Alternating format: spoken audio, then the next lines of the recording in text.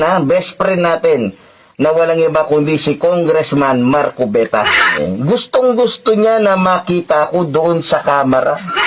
Mr. Chair, yung vlogger na yan, ang pangalan niya sa social media is Epifanio Labrador. Hindi ko po siya kilala. Narinig po ninyo kung murahin niya yung aking relihiyon na kinabibilangan. At pati po ako pinagmumura niya, tinawag po niya akong demonyo, lahat. Iglesia ni Manalo na Diablo na nagsasabing iglesia daw ni Kristo. Itong si Marcoleta ay talagang demonyo din na katulad po ni Kibuloy. I-address po natin ang mga ganitong klaseng paninira na mga narratives. Ay siguro po pati itong mga ganitong klaseng tao ay may patawag din natin. Are you requesting that Mr. Epifanio be called to be invited for the next hearing? By all means, Mr. Chair, I will thank you for that. Comsec, please take note. The said person that has been mentioned earlier by Representative Marcoleta will be invited for the next hearing. May I respectfully move, Mr. Chairman, that we cite in contempt ang mga vloggers na inimbitahan pagkatapos di sumipot ay isinailalim ng contempt sa TRICOM hearing. Kasali ba dito si Epifanio Labrador, yung nirequest ni Congressman Marcoleta dahil sa pagtawag sa kanya na demonyo pati na sa siktang inaniban niya? Kung di kasali sa na-cite in contempt, naimbita ba nila si Epifanio Labrador? Tatalakayin muna natin ito, mga kapatid. Samahan niyo ako. Kasi mamalingan, pag palaging inulit-ulit ay magmukha talaga ang katuhanan para sa ating mga kapatid na kulang ang kaalaman. Ang pagkadaya ay maranasan sa iba't ibang paraan. Pero napakasakit pag madaya tayo sa pananampalataya dahil nanganib pati ang ating kaluluwa. Viva Cristo Rey! Pro Dio et Ecclesia! Kumusta sa lahat nating mga suking taga-subaybay? Welcome. Itong inyong lingkod, Brad Windel Talibong, makasama ninyo sa pagkakataong ito. Welcome sa lahat na mga sumusubaybay, katoliko man at hindi katoliko. Di po natin layunin, mga kapatid, na saktan ang damdamin sa ating mga kapatid sa iba yung pananampalataya. Good evening po, Sir Windel, Ma'am Sara, ni Christy Concepcion Charot, sa lahat na mga kapatid na sumusubaybay ngayon. Now, tinututukan natin dahil kung maalala ninyo, ni-request, although di miyembro sa committee daw si Congressman Rodante Marcoleta, pero dahil sa maanghang na banat nitong si Epifanio Labrador sa siktang Iglesia ni Kristong kay Manalo, at grabe din ang banat niya kay Marcoleta, kaya ni-request na kung maari ay ipatawag sa TRICOM hearing. So, ni-request ni Pimentel, ang sekretary ng committee, na imbitahan si Epifanio Labrador. So, dapat pitsa 8 kahapon dapat haharap si Epifanio Labrador. Kaya tinutukan din natin. Pero ang problema, may mga vloggers na inimbitahan di nagpakita. Kaya na-cite in contempt.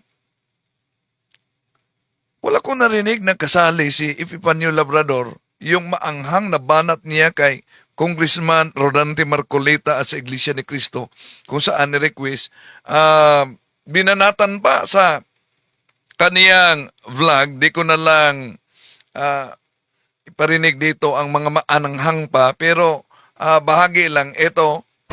Na best friend natin na walang iba kundi si Congressman Marco Beta. Gustong gusto niya na makita ko doon sa kamera. Mr. Chair, yung vlogger na yan, ang pangalan niya sa social media is Epifanio Labrador. Hindi ko po siya kilala. Narinig po ninyo kung murahin niya yung aking relihiyon na kinabibilangan. At pati po ako pinagmumura niya, tinawag po niya akong demonyo, lahat. Iglesia ni Manalo na Diablo na nagsasabing iglesia daw ni Kristo. Itong si Marcoleta ay talagang demonyo din na katulad po ni Kibuloy. I-address po natin ang mga ganitong klaseng paninira na mga narratives. Eh siguro po pati itong mga ganitong klaseng tao ay may patawag din natin. Are you requesting that Mr. Epifanio be called to be invited for the next hearing? By all means, Mr. Chair, I will thank you for that. Comsec, please take note. The said person that has been mentioned earlier by Representative Marcoleta will be invited for the next hearing. May I respectfully move, Mr. Chairman, that we cite in contempt Oh, yun. Cite in contempt yung mga vloggers. Ang tinatalakay kasi dito, yung mga pagmumura, yung pagkakalat ng mga fake news. Pero sa unang paglabas dito, ang ating komento, kung yung grabing pagmumura at yung pagtawag na sa demonyo ay dapat maipatawag sa TRICOM hearing, aware ba si Congressman Marcoleta na yung mga INC vloggers, grabe din ang kanilang banat? Hindi lang yan. Hindi lang yan. Ang mga ministro mismo ni Felix Manalo, di po ba, sa programa nila, ang Simbahang Katoliko at sa Pasugo Magazine, ay tinatawag na sa demonyo. Oh, so kung ang INC at si Marcoleta ay tinawag na demonyo nitong si Epifanio Labrador at dapat haharap sa TRICOM, how about ang mga ministro ni Felix Manalo na grabe ang banat din at ang Iglesia Katolika ay tinatawag na sa demonyo? Kung ang pag-uusapan naman, mga kapatid, ay fake news, how about naman etong nag-viral na pinakilala ng INC na pari daw ng Simbahang Katoliko na yumakap sa kanilang sikta na nalantad natin na hindi naman totoong pari ng Simbahang Katoliko. Kahit sa news nila sa ANC TV, pinakita na Paris Priest daw umano at naglabas na ng pahayag ang naturang parokya na hindi totoong pare yan. Pagkatapos sa larawan na pinakita, di po ba, lay minister pala. Okay. Ngayon, may ilang mga vloggers na isinailalim na cite in contempt. Kaya nga, tinignan natin, pinanood natin, kasali ba dito si Epifanio Labrador? Pero, kung maalala ninyo, sa TRICOM hearing kahapon, abay, uminit ang ulo ni Congressman Rodante sa ilang, Congressman Abante. Alala ninyo na si Congressman Abante ay isang bishop ng Baptist. Pero, naalala niyo ba yung banat ni Marcoleta na 3 tao daw umano ang nanggugulo sa kanya? Sino yung mga 3 tao? Na-identify agad sa mga nagkomento kung sino yung tinutukoy ni Marcoleta. Balikan muna natin siya, ha? 3 tao manggugulo sa akin. Kilala naman ninyo eh. Kilala nyo, 3 lang yun. Yung isa dating kasapi ng NPA. Yung isa mula ang propeta. Yung isa artistang hindi pa sumigat na laos na. Oh, yan. na-identify ito kung sino itong tatlong tao na tinutukoy ni Marcolita sa mga nagkokomento na may mga nagsasabi na una, si Congressman Paduano dahil dating NPA. Pangalawa, yung bishop ng Baptist na si Congressman na uminit ang ulo, at yung si Dan Fernandez na sinabi umano na artista na di pa sumikat, laos na. So, di ba mapatawag din nila si Congressman Rodante Marcolita sa banat na ito na bakit tinawag si Congressman Abante na bulaang propeta? Okay. Tinutukan natin ito dahil kung maalala ninyo, sinabi ng chairman ng committee, iimbita nila si Epipanio Labrador. So dapat haharap siya kahapon. Pero di siya kasali sa na-cite in contempt. Ito ang ilang mga vloggers na na-cite in contempt. They, again, there are three personalities who did not appear while the subpoena is still in effect. Ito, tatlo lang ang pinangalanan dito na hindi humarap sa TRICOM. So, anong nangyari? Pinadalahan ba talaga nila? Dahil malinaw yung sinabi ni Congressman Pimentel, nag-request sa sekretary ng committee na padalhan si Epipanio Labrador na haharap sa hearing kahapon sana. Pero dito sa binasa niya, tatlo lang, di naman natin nakita si Epipanio Labrador dito. Pagkatapos, nauna nang sinabi ni Epipanio Labrador, di talaga siya haharap. Kaya nga sa komento natin, kung di siya haharap, nanganganib siyang ma-cite in contempt. Kung ma-cite in contempt, magiging wanted siya. Pero dito binasa, sino ang mga vloggers na hindi nagpakita kahit inimbita? Mr. Alan Troy Rolando Sasot, Miss Lorraine Marie Tablang Badoy Partosa, and Mr. Jeffrey Almendras Celes. So it's up to this committee to take action on this. Mr. Chairman. Yes, Honorable Paduano. Mr. Chairman, on record, I have with me a letter from Miss Alan Troy Rugando Sasot, and the first and second reply of Miss Sasot is still the same, no? He is Alan, he siguro. Anyway, she is. Yan, kung inimbita nila si Epipanio Labrador, dapat kasama siya sa binasa ditong di sumipot at ma-cite in contempt. Pero di siya kasali dito. Pakinggan ninyo.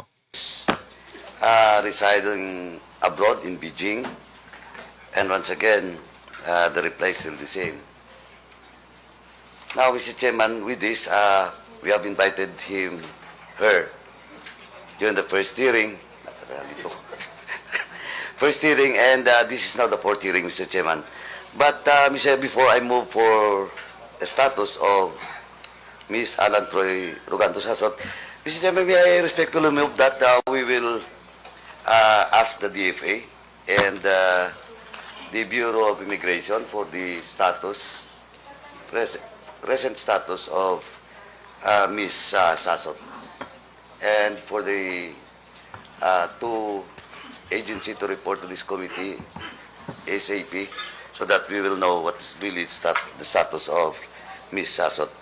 And with that, Mr. Chairman, since for invitation, and that includes a subpoena ad testificandum for Ms. Sasot, may I respectfully move, Mr. Chairman, that we cite in contempt Ms. Sasot in violation of Section 11, Paragraph A of our internal rules, refusal to answer summons without legal excuse. So Sir. move, Mr. Chairman. Is there any objection? Is there any second? Second. Is there any objection? There being none, motion is carried. Our second, Mr. Chairman, is a subpoena ad testificandum was also issued to Mr. Celes, Jeffrey Celes, and Ayan ang mga supina sa pag-invite nila para pilitin talagang haharap at managot. At dahil iyon ang mga supinang pinadala nila, binawala sila, no? Sa tatlo na vloggers, kaya dito si Panduano nagmosyon sa ilalim sila sa contempt. an invitation, a show cause order, and a subpoena ad testificandum was issued to him, but still, he is not present in today's hearing, Mr. Chairman. And before that, Mr. Chairman, I have some information that Mr. Celes has left the country abroad. So once again, Mr. Chairman, I respectfully move that we will direct the Department of Foreign Affairs and the Bureau of Immigration to the status of Mr. Celes. So move, Mr. Chairman. Is there any second? Any second from the members? Second. Any objection? There being none, motion is carried. Now, next, Mr. Chairman, may I respectfully move that in violation of Section 11, Paragraph A, refusal to answer summons without legal excuse, I move that we cite in contempt Mr. Jeffrey Celes. So move, Mr. Chairman. Any second? Any objection? There being none, motion is carried. At lastly, Mr. Chairman, for all those, for the three, the last one is for Ms. Lorraine Marita Blang Badoy Partosa. We have a letter addressed to this committee with regards to the subpoena ad testificandum that was issued to Ms. Badoy. She's now in Hong Kong, and attached is the travel schedule and ticket. Before I move, Mr. Chairman, may I respectfully move that once again, may we ask the Bureau of Immigration to the travel records of Ms. Badoy. So move, Mr. Chairman. Any second? Any objection? There being none, motion is carried. Now, Mr. Chairman, may I respectfully move that we cite in contempt Ms. Badoy Partosa in violation of Section 11, Paragraph A of our internal rules for refusal. Yan ang mga na-cite in contempt, no? Sa inimbita nila gamit yung mga supina, mga kapatid, na di talaga sila nagpakita. To answer summons without legal excuse. So move, Mr. Chairman. Any objection? There being none, motion is carried. Now, lastly, Mr. Chairman, I'd just like to inform this committee that we have received a copy reply to our invitation for Mr. Mark Anthony Lopez. He was present at the hearing, and he refused to be present today for reason that he has already explained. And Ayun, itong vlogger na ito, sa nakalipas na TRICOM hearing nila, nag-attend. Pero, sa pangalawang bisis, kahapon, inimbitahan nila dahil meron pa silang mga katanungan, di nagpakita. Ito na naman, cite in contempt na naman. discuss to us his participation as a blogger. But nonetheless, Mr. Chairman, for me, supposedly, he has all the time in today's hearing to explain why he should not be cited in contempt, because during the last hearing, Mr. Chairman, I already warned all those resource persons that be cautious not to issue statements maligning, attacking the ongoing investigation, Mr. Chairman. And I have a copy of the blog after the hearing. No? While I personally talked to him and warned him about a possible violation, no, for discussing, maligning, and attacking this committee hearing. And I'd just like to read in toto, Mr. Chairman, the content of his blog. Point to ponder, and quote, "It was bluntly obvious that there was a concerted effort to humiliate us and bring us down on our knees, and when it was deemed a success yesterday, the Enchimadas, Talianistas, Dilawans, Peking Pula, and even mainstream media are gleefully celebrating and pouncing on our forced breakdown and takedown in TRICOM hearing. Imagine all that effort, hype, and hysteria dedicated to a puny bunch of bloggers. Ewan ko ha, pero pwede naman kami ignore, di ba? Pwede naman kami baliwalain. After all, if we indeed are fake news purveyors, the best thing they should do is fight us with their own kind of information dissemination. For the admin, let your work, policy direction, and placement speak for itself. And let your social media army hype tell kingdom come. Pero kami talaga ang priority at national interest. Mr. Chairman, with this blog made by Mr. Mark Lopez, Mr. Chairman, this is in violation of, once again, Section 11, Paragraph F of our internal rules, undue interference during the proceedings, Mr. Chairman, or committee investigation. So with that, Mr. Chairman, once again, I respectfully move to cite in contempt Mr. Mark Anthony Lopez, for such violation. So move, Mr. Chairman. Any objection? There being none, motion is carried. Now, Mr. Chairman, for the second motion, in the case of Mr. Mark Anthony Lopez, under our rules, in violation of letter F is only maximum of 10 days. So with that, Mr. Chairman, I move that Mr. Mark Anthony Lopez be detained in the premises of the House for 10 days, Mr. Chairman. So move, Mr. Chairman. Any second? Any objection? There being none, motion is carried. While Mr. Jeffrey Celis, Ms. Badoy, and Ms. Sasot violates Section 11, Paragraph A, may I respectfully move that the three mentioned name be detained until the committee hearing will be terminated and be detained in the premises of the House. So move, Mr. Chairman. Any objection? There being none, motion is carried. Naku, ikukulong daw hanggang ma-terminated ang hearing, no?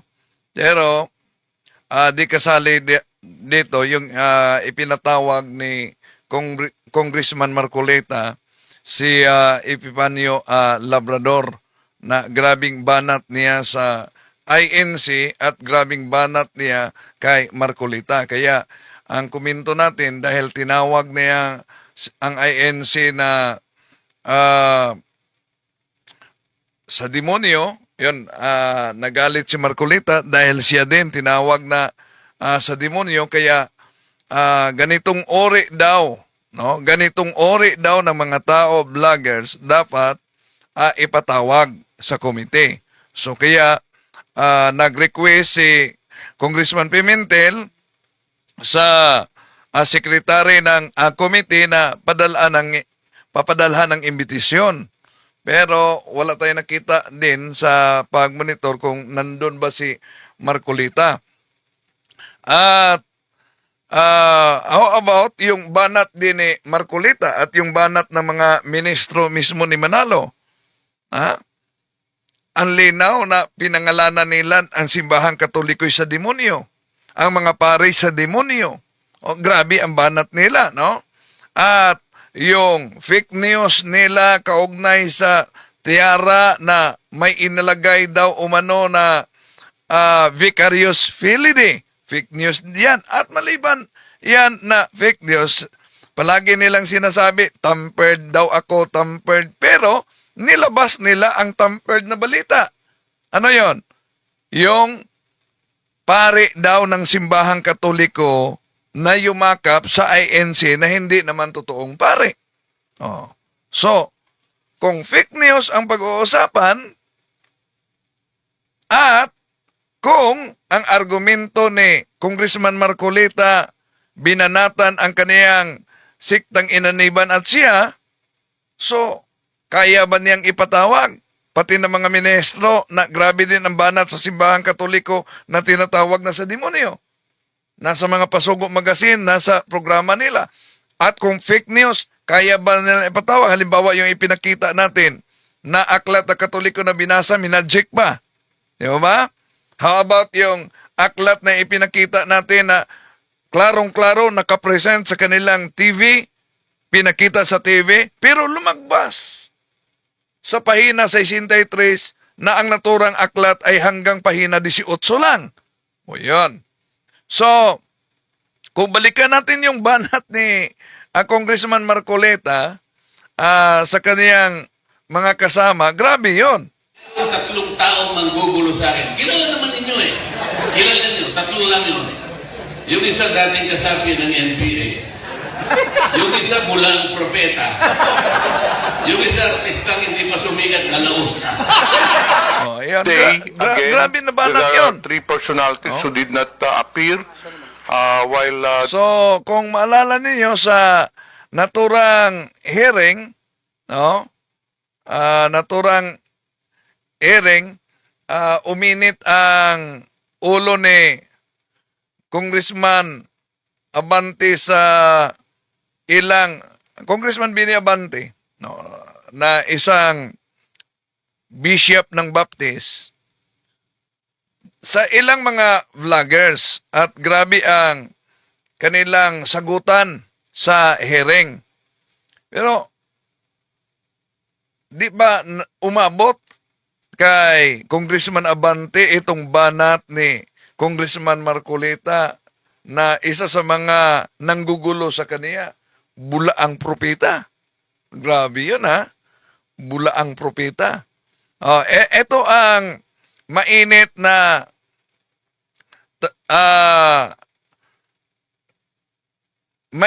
sagutan sa ni Congressman Abante at sa vlogger.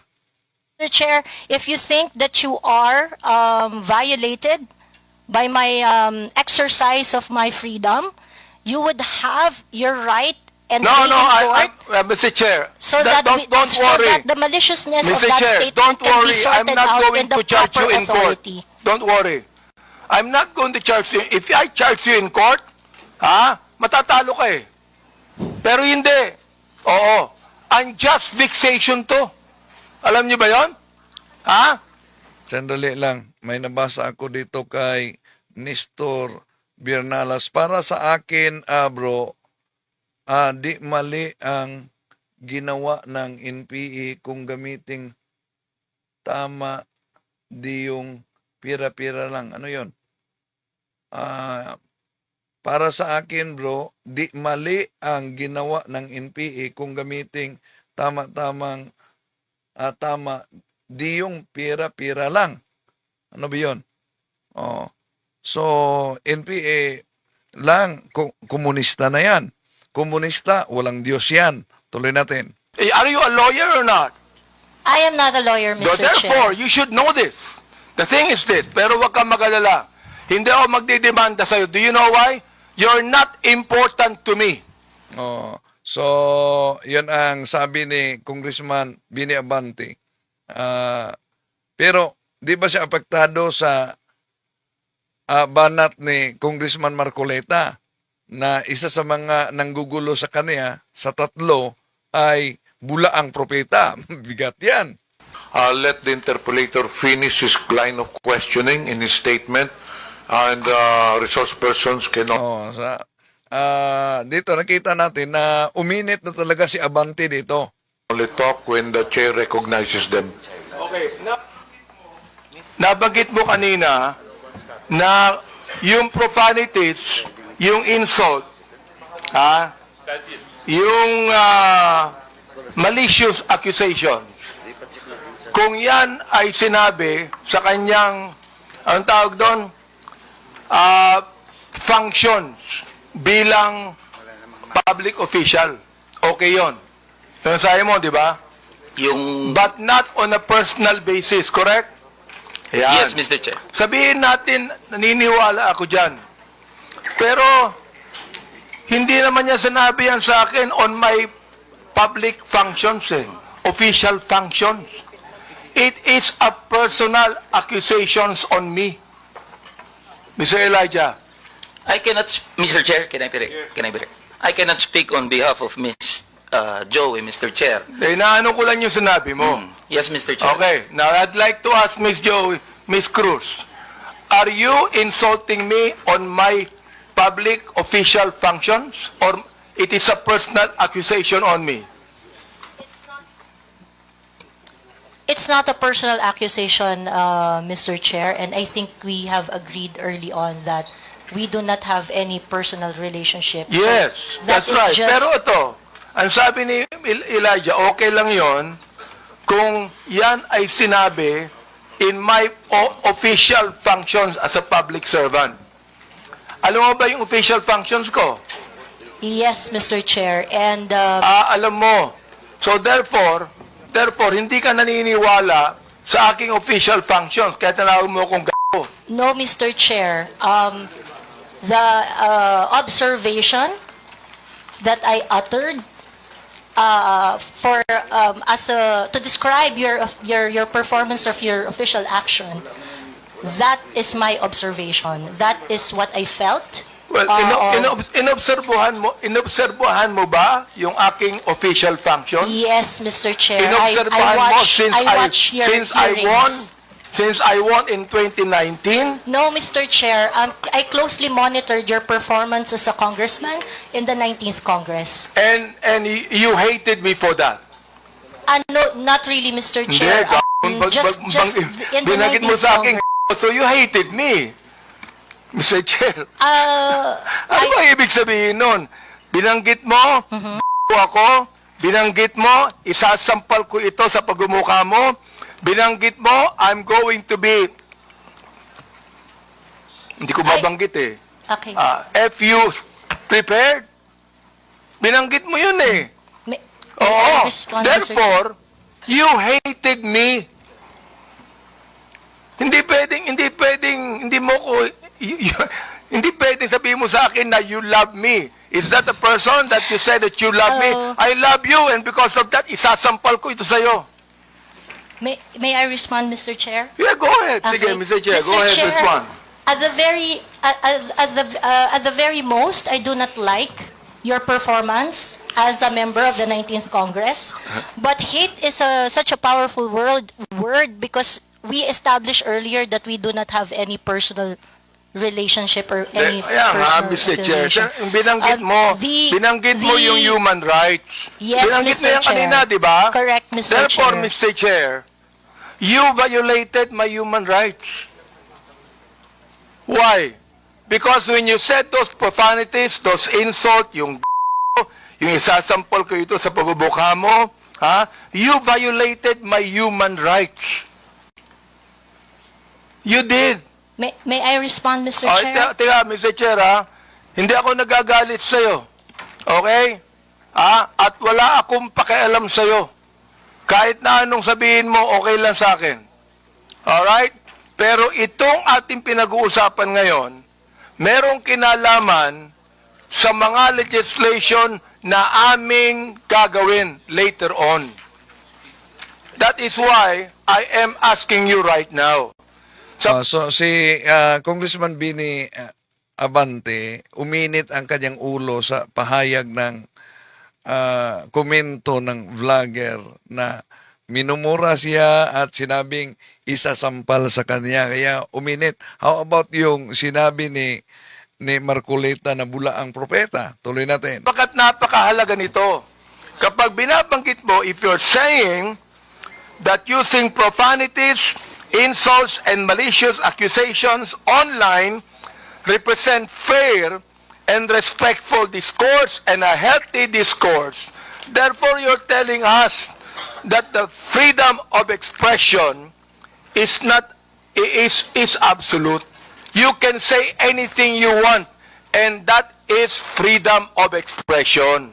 Yun ang sinasabi ko, Mr. Chair. May I respond, Mr. Sapagkat Chair? pag binanggit mo, if you said that freedom of expression is not absolute, therefore, there are certain things that you cannot say. Yun ang ibig sabihin nung freedom of expression.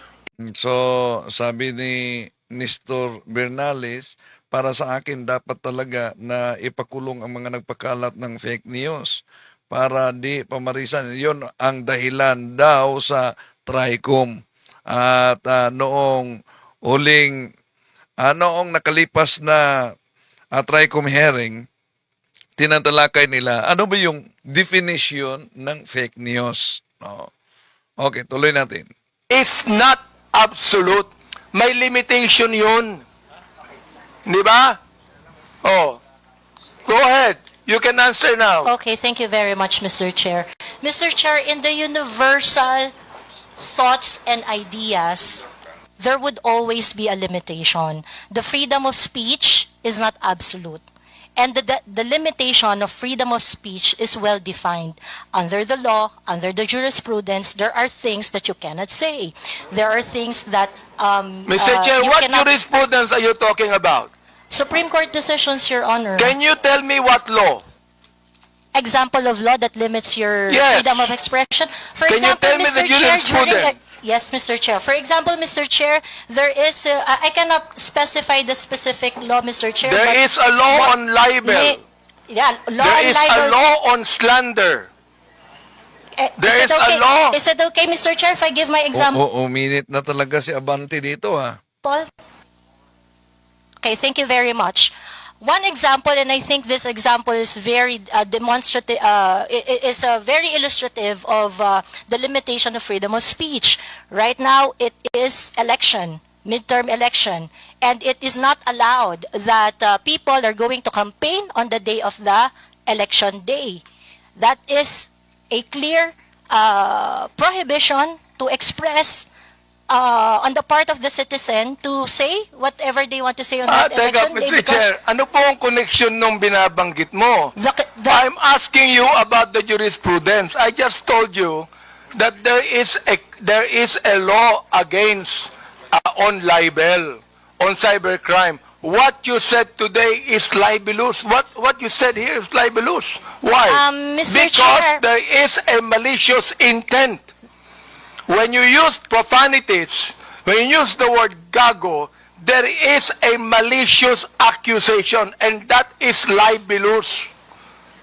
Mr. Chair, if that is your assessment of And that kind of listen, statement, you not will only have your... libelous, Mr. Chair, dali lang ha, not only libelous, ha, that is also unjust vexation on my part.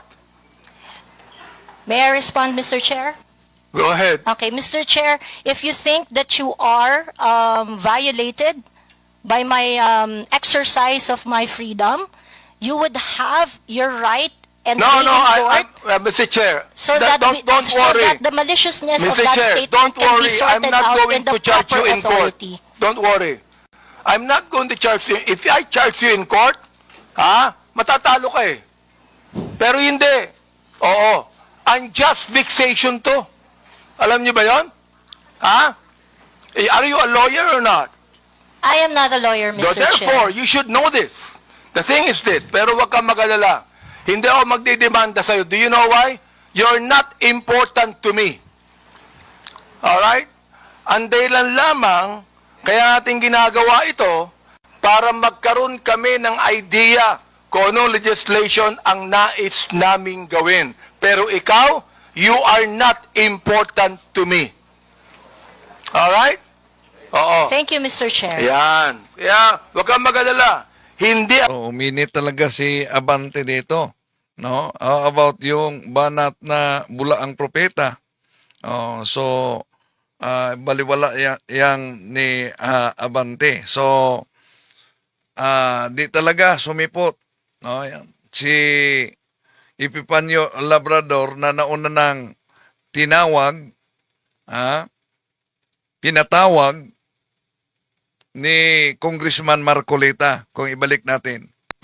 Na best friend natin na walang iba kundi si Congressman Marco Beta. Gustong-gusto niya na makita ko doon sa kamera. Mr. Chair, yung vlogger na yan, ang pangalan niya sa social media is Epifanio Labrador. Hindi ko po siya kilala.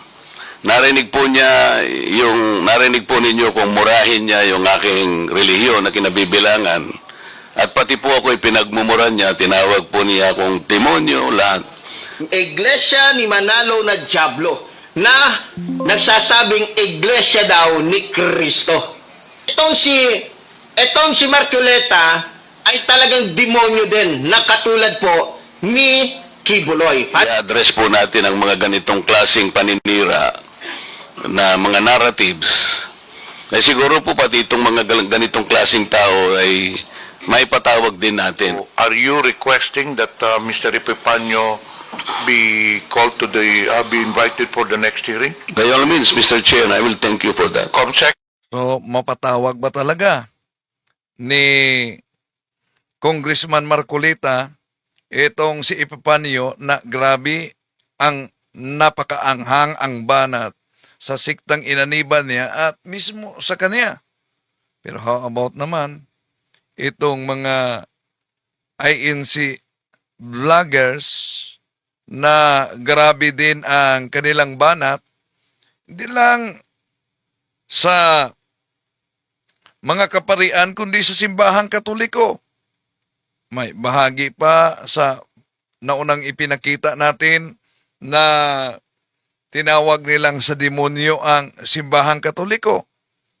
At yung iba nilang mga INC vloggers, grabe din, no? Grabe din ang pagmumura. So, kung ang ganung ori na mga pangangaral ay dapat ipatawag, so, kailangan bang ipatawag din? At kaya bang ipatawag din itong ilang mga vlogger sa kanila? No? Kung inanap natin yung eto, grabe ito. Ang paring Sigitgano ay sa demonyo. Bakit ko sinabing mandaraya ka? Yan. Grabe ang tira. Ilan lang yon, no? Ilan lang yon. Pero pagdasal natin, dahil alam naman natin na itong umanib sa INC, naniniwala talaga sila na ang kanilang inaniban ay totoong iglesyang tatag ng ating Panginoon Jesucristo. Dahil sa pinagtagpi na mga aklat Katoliko na nabasa lang na Church of Christ, inaangkin na. Ang daming nabiktima sa maling akala. Pagdasal po natin mga kapatid, na sana maliwanagan alin ang pipiliin niyo. Ang pirated na sektang tatag lamang ng tao o yung tunay na iglesia ni Kristo. Sino pa ba yung tunay na iglesia ni Kristo? Sino ba yun? Mismo na ang kanilang mga ngaral ang nagpatotoo kung sino yon. Mali po ang pagkaunawa nitong si Talibong. At ang Iglesia Katolika bilang isang organisasyon o samahang pangrelihiyon, yan po ang organisasyon. Pagka sinusi pabalik, yan ang dating Iglesia ni Kristo. Yan ang dating Iglesia ni Kristo. Yan ang dating Iglesia ni Kristo. Hindi po totoo yan. Mali po ang pagkaunawa nitong si Talibong. Talaga pong ang Iglesia Katolika Apostolika Romana, talaga pong sa pasimula, yan ang Iglesia ni Kristo. See? Paano nagiging mali ang pag-unawa na sila mismo ang nagpatunay na ang Iglesia Katolika sa pasimula ay siyang tunay na Iglesia ni Kristo. To make His message known is our responsibility. So here we are to pledge our lives to the Lord.